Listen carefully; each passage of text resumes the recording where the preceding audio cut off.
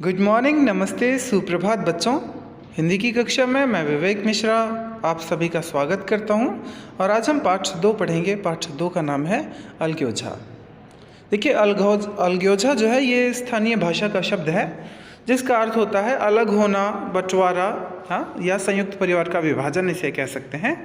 तो अलग्योझा ये जो पाठ का शीर्षक है, इससे आप समझें कि जब किसी भी परिवार में बंटवारे की स्थिति आती है तो क्या क्या कठिनाइयाँ होती हैं।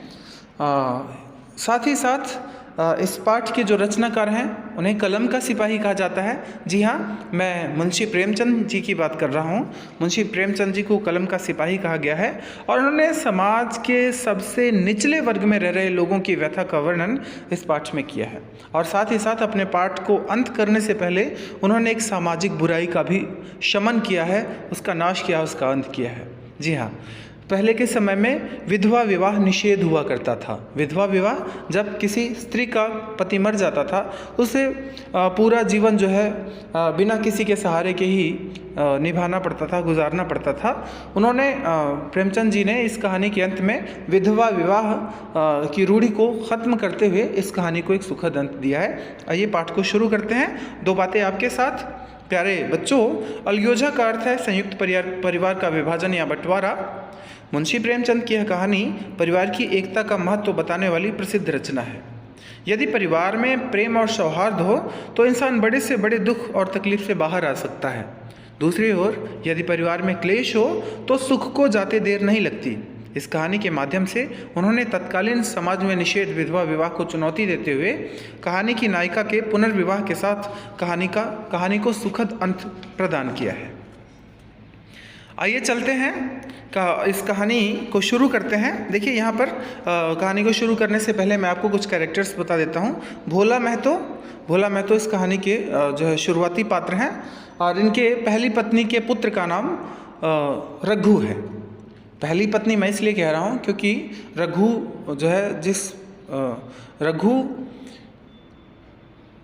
रघु जो है वो भोला महतो के पहली पत्नी का है। पहली पत्नी का स्वर्गवास हो जाता है, तो भोला महतो दूसरा विवाह करते हैं और दूसरी पत्नी का नाम होता है पन्ना। तो अब यहाँ से समझते हुए हम आगे की ओर चलेंगे। कहानी की शुरुआत यहीं से की गई है। भोला महतो की पहली स्त्री के मर जाने के बाद भोला महतो ने पहले स्त्री के मर जाने के बाद दूसरी शादी की तो उसके लड़के रघु के लिए बुरे दिन आ गए। रघु की उम्र उस समय केवल 10 वर्ष थी। चौने से गांव में गुल्ली डंडा खेलता फिरता था। माँ के आते ही चक्की में जुतना पड़ा। पन्ना रूपवती स्त्री थी और रूप और गर्व में चोली दामन का नाता है। वह अपने हाथों से कोई काम ना करती। गोबर रघु निकालता, बैलों को सानी रघु देता, रघु ही जूठे बर्तन मांजता। भोला की आंखें कुछ ऐसी फिरी कि उसे रघु में सब बुराइयां ही बुराइयां नजर आती। रघु का हृदय माँ की ओर से दिन दिन फटता जाता था। यहाँ तक कि 8 साल गुजर गए और एक दिन भोला महतो भी दुनिया छोड़कर चले गए।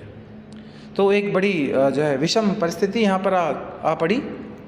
भोला महतो के चले जाने के बाद पन्ना घर में अकेली हो गई। अब देखिए क्या होता है आगे। पन्ना के 4 बच्चे थे, 3 बेटे और 1 बेटी, लेकिन कमाने वाला कोई नहीं। रघु अब क्यों बात पूछने लगा? यह मानी हुई बात थी। अपनी स्त्री लाएगा और अलग रहेगा। स्त्री आकर और भी आग लगाएगी। पन्ना को चारों ओर अंधेरा ही अंधेरा दिखाई देता था। पर कुछ भी हो, वह रघु की औरत बनकर नहीं रहेगी। जिस घर में उसने राज किया उसमें अब लौंडी ना बनेगी, नौकरानी ना बनेगी। जिस लड़के को अपना गुलाम समझा उसका मुँह न ताकेगी, ऐसा पन्ना ने सोचा। भोला को मरे 1 महीने गुजर चुका था। संध्या हो गई थी। पन्ना इसी चिंता में पड़ी हुई थी कि सहसा उसे ख्याल आया, लड़के घर में नहीं है। यह बैलों के लौटने की वेला है, समय है, कहीं कोई लड़का उसके नीचे ना आ जाए।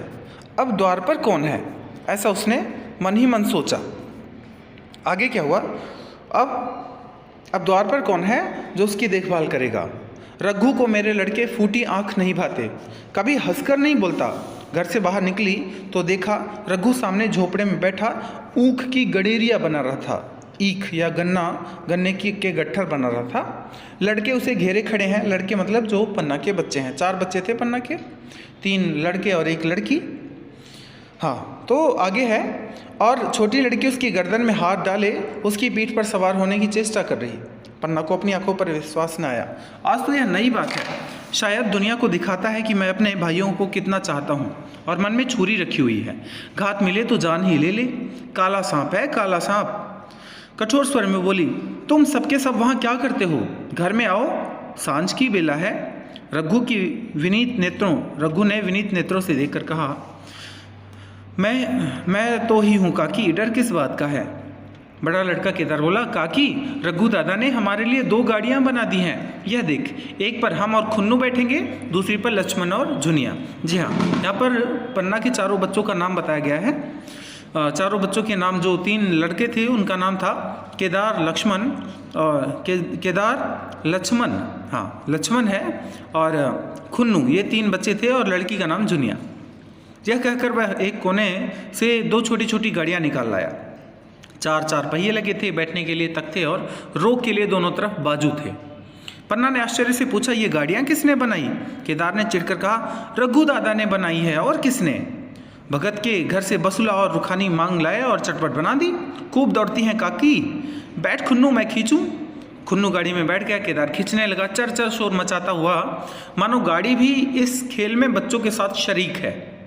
लक्ष्मण ने दूसरी गाड़ी में बैठकर कहा, दादा खींचो। पन्ना चकित नेत्रों से दृश्य देख रही थी।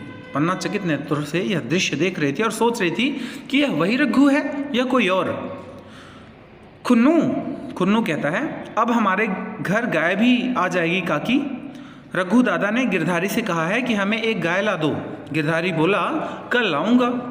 केदार, 3 सेर दूध देती है काकी, खूब दूध पिएंगे। इतने में रघु भी अंदर आ गया। पन्ना ने अवहेलना की दृष्टि से देखकर पूछा, क्यों रघु, तुमने गिरधारी से कोई गाय मांगी है? रघु ने क्षमा प्रार्थना के भाव से कहा, हाँ मांगी तो है, कल लाएगा। पन्ना, रुपए किसके घर से आएंगे यह भी सोचा है? रघु, सब सोच लिया है काकी, मेरी यह मुहर नहीं है। रघु ने अपने गले में एक मुहर पहनी हुई थी। पहले के समय में मुहर जो है वो सोने से बनी होती थी, तो उसी की ओर इशारा करते उसने कहा कि मेरी यह मुहर नहीं है, इसके 25 रुपये मिल रहे हैं, 5 रुपये बचिया के दे दूंगा, बस गाय अपनी हो जाएगी। पन्ना सन्नाटे में आ गई। अब उसका अविश्वासी मन भी रघु के प्रेम और सज्जनता को अस्वीकार न कर सका। बोला, मुहर क्यों बेचे देते हो? गाय की अभी कौन जल्दी है? रघु दार्शनिक भाव से बोला, बच्चों के खाने पीने के यही दिन है काकी, इस उम्र में न खाया तो फिर क्या खाएंगे?